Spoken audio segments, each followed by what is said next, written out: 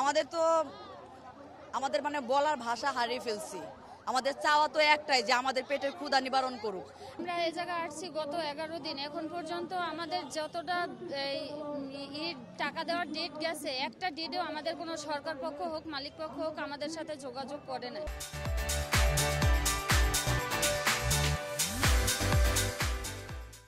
আমরা চাচ্ছি আমাদের 3 মাসের বকেয়া বেতন রয়েছে, আমাদের ঈদের বোনাস, ছুটির টাকা, আমরা টোটাল বকেয়া যে টাকা পাবো বকেয়া বেতন আদায়ের লক্ষ্যে আমরা 9 দিন ধরে শ্রম ভবনে অবস্থান করছি।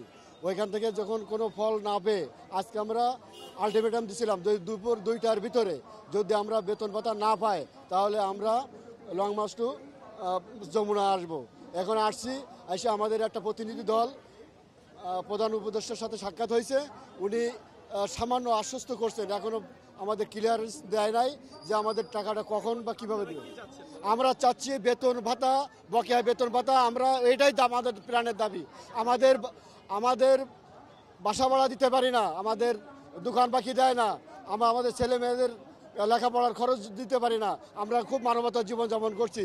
এই অনবরত বৃষ্টির ভিতরে আমরা সবাই দেখতে পাবেন সব প্রতিটা শ্রমিক সব বিজা এই বৃষ্টির ভিতরে এখানে বসে আমরা অবস্থান করেছি। এখনো পর্যন্ত আমরা কোনো আশ্বাস পাই নাই, আর যতক্ষণ পর্যন্ত আমরা আশ্বাস না পাবো বেতন ভাতা না নিয়ে আমরা এই স্থান ত্যাগ করব না। আমাদের বলার ভাষা হারিয়ে ফেলছি। আমাদের চাওয়া তো একটাই যে আমাদের পেটের ক্ষুধা নিবারণ করুক, আমাদের যে পাওনা দাওনা এগুলো দিয়ে দেউক। কিন্তু আমাদের হয়ে সরকার কোনো রকমের কোনো পদক্ষেপ নিচ্ছে না।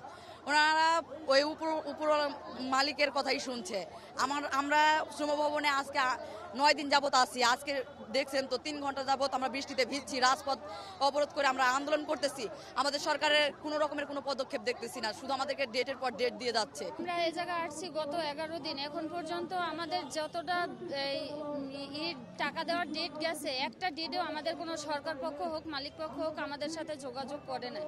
এই যোগাযোগ না করার কারণে আমরা এই জায়গায় থাকতেছি এবং আমরা এখন আর থাকার মতন অবস্থানও নাই।